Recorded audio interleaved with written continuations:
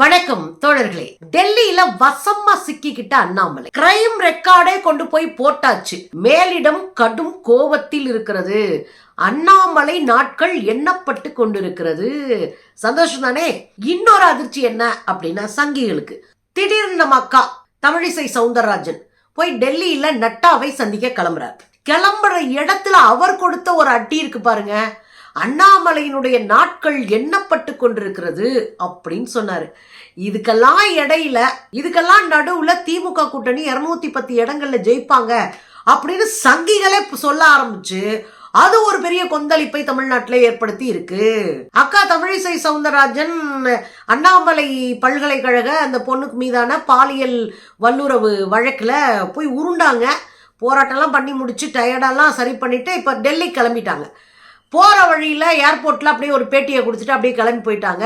இங்க அண்ணாமலை அல்லு விட்டு போய் கிடக்குறாரு. என்ன பேட்டி அப்படின்னா, ஒண்ணு இல்லைங்க, இன்னும் ஒரு 10 நாள்ல இந்தியா முழுவதும் இருக்கிற பல மாநிலங்கள்ல தலைவர்களை போட போறாங்க, நியமிக்க போறாங்க.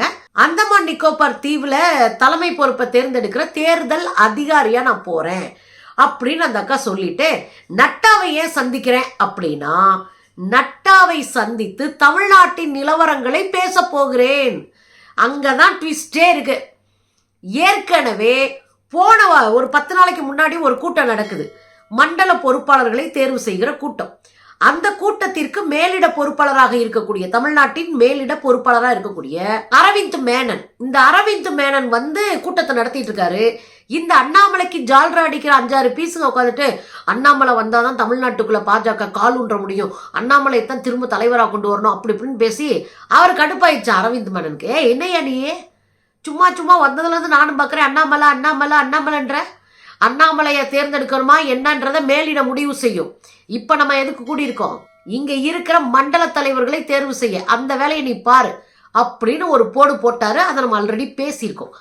அப்ப அந்த மனுஷன் தான் திரும்பியும் தமிழ்நாடு முழுவதும் சுத்தி, தமிழ்நாடு முழுவதும் தேடி, தமிழ்நாட்டில் இருக்கிற தலைவர்கள் எல்லாம் பேசி என்ன நிலவரத்துல தமிழ்நாடு இருக்கு, பாஜகவினுடைய நிலவரம் என்ன, ஜெயிக்கிறதுக்கு எவ்வளவு தூரம் வாய்ப்பு இருக்கிறது அப்படின்னு ஜெயிக்கிறதுக்கான வேலைகளை செய்வதற்காக ரிப்போர்ட்டை தேடிட்டு, அதோட அண்ணாமலை எந்த ரேஞ்சில் இருக்காரு, அண்ணாமலையால கட்சிக்கு ஏதாவது தேருமா, இல்ல அண்ணாமலையால மொத்தமா தமிழ்நாட்டுக்குள்ள கட்சி முடிக்கப்படுமா அப்படின்னு மூத்த தலைவர்கள், பழைய ஆட்கள், இன்றைக்கு இயங்குறவங்க, RSSல இருக்கிறவங்க அத்தனை பேரையும் சந்திச்சு ஒரு ரிப்போர்ட்டை தயார் பண்ணி அந்த ரிப்போர்ட்டை கொண்டு போய் அமித்ஷா கிட்ட கொடுத்துட்டார். இப்ப சிக்கல் எங்க ஆரம்பிக்கிறதுனா, அமித்ஷா ஆல்ரெடி கடும் கோவத்துல இருக்காரு.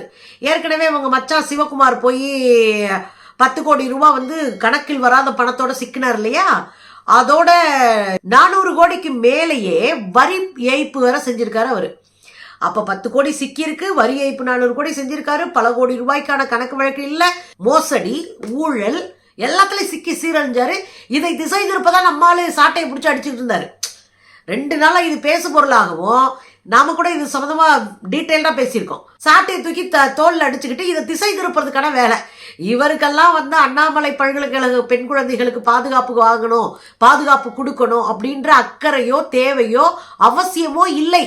அண்ணாமலை இந்த அலிகேஷன்ல இருந்து தப்பிக்கிறதுக்காக தான் சாட்டையை தூக்கி தன்னைத்தானே அடிச்சுக்கிட்டு திசை திருப்பி அன்னைக்கு பூரா ஊடகங்கள்ல லைம்லைட்ல இருந்தாரு அப்படின்ற உண்மையை நம்ம சேர்த்து புரிஞ்சுக்கணும். இப்ப என்ன ட்விஸ்ட் ஆகி போச்சு அப்படின்னா, ஏற்கனவே அரவிந்த் மேனன் வந்து மேல கொடுத்த கிரைம் ரிப்போர்ட்டு, ஏற்கனவே இவங்க மச்சாம் பண்ண அயோக்கியத்தனம், வரி ஏய்ப்பு, இன்னொன்னு RSS சங்க பரிவார் கும்பலை தாண்டி இவங்க மச்சாம் போய் தனிநபர்களை மிரட்டி மிரட்டி காசு வாங்கி குவிச்சிருக்கிறாரு.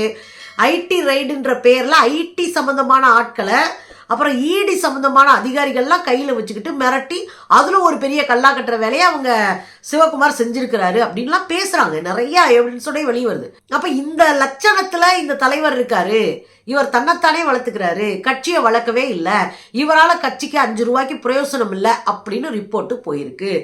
இதுலதான் கடுப்பாகி போய் காண்டாகி போய் இவர் மச்சா மேலேயே ஒரு IT ரைடை விட்டு ED ரைடை விட்டதே ஒன்றிய அரசு தான். அமித்ஷாவும் நிர்மலா சீதாராமன் தான் இந்த வேலையை செஞ்சவங்க.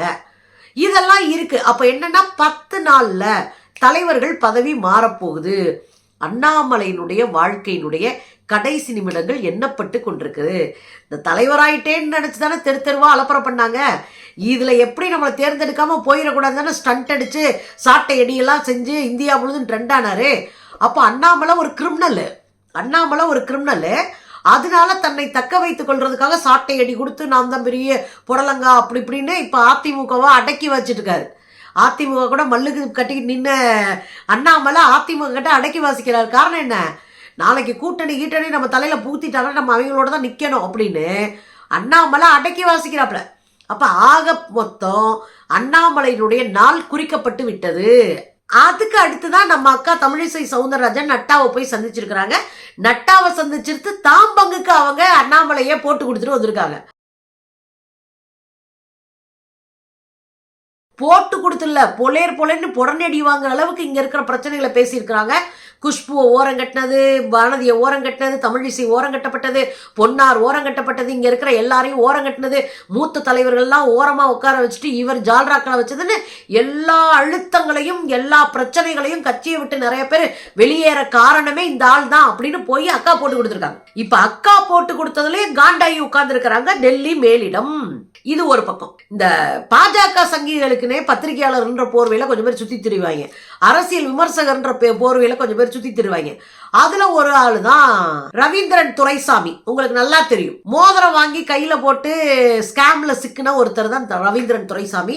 அவர் எப்பயுமே பிஜேபியினுடைய RSS காரர் இருந்தாலும் பிஜேபிக்கு அனுதாபி. அந்த ஆளு பிஜேபி சப்போர்ட் பண்ணி தான் பேசுவாப்ல. நேத்து ஒரு யூடியூப் கொடுத்த பேட்டியில என்ன சொல்லியிருக்காரு தெரியுமா? 210 தொகுதிகளில் திமுக தான் ஜெயிக்கும், 54% வாக்குகளை திமுக பெறும், விஜய் வெறும் 6% வாக்குகள் தான் பெறுவாரு.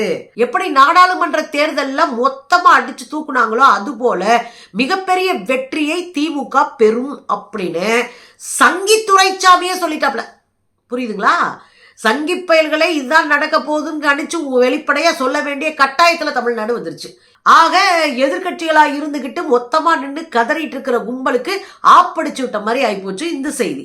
இன்னொரு பக்கம் நீங்க பாத்தீங்க அப்படின்னா, அண்ணாமலை தனி கட்சி ஆரம்பிக்கிறதுக்கான வேலைகளை செய்கிறார். பல 1000 கோடி அண்ணாமலை சேர்த்துட்டாரு இந்த 4 வருஷத்துல. பல 1000 கோடி 3 வருஷத்துல சேர்த்துட்டாரு. பல 1000 கோடி சொத்தை வச்சிருக்காரு. வைஃப் ட்ரஸ்டின் மூலமா பல 100 கோடி ரூபாயை பெருக்கி இருக்கிறாங்க. பெரிய அளவுல செல்வ வளத்தை பெருக்கி உட்கார்ந்து இருக்கிறாங்க இந்த கும்பல்.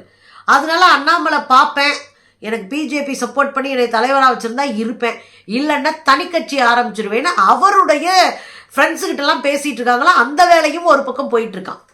அப்போ பாஜகவை தூக்கி போட்டுட்டு அண்ணாமலை நண்பர்களோடு சேர்ந்து புது கட்சி ஆரம்பிக்க தயாராக உள்ளார் அப்படின்ற செய்தியும் சேர்த்து நமக்கு சேருது. அப்ப என்ன நடந்துட்டு இருக்கு அப்படின்னா, தமிழ்நாட்டு அரசியலுக்குள்ள எல்லோரும் செல்லா காசு ஆகிறதுக்கு தயாராகிட்டு இருக்கிறாங்க.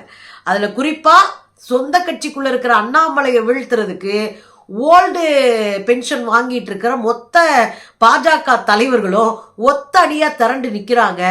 ஒத்தையில நிக்கிறான் அண்ணாமலை.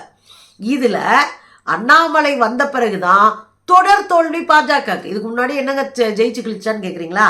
ஒரு 4 சீட்டு காலு கையில விழுந்து அதிமுக காலை பிடிச்சு அதிமுக முதுகுல உண்ணியா ஒட்டி கூட ஒரு 4 சீட்டை எல்முருகனால வாங்க முடிஞ்சு. அண்ணாமலை வந்த பிறகு கூட்டணி கூட நல்ல கூட்டணி அமைக்க முடியல.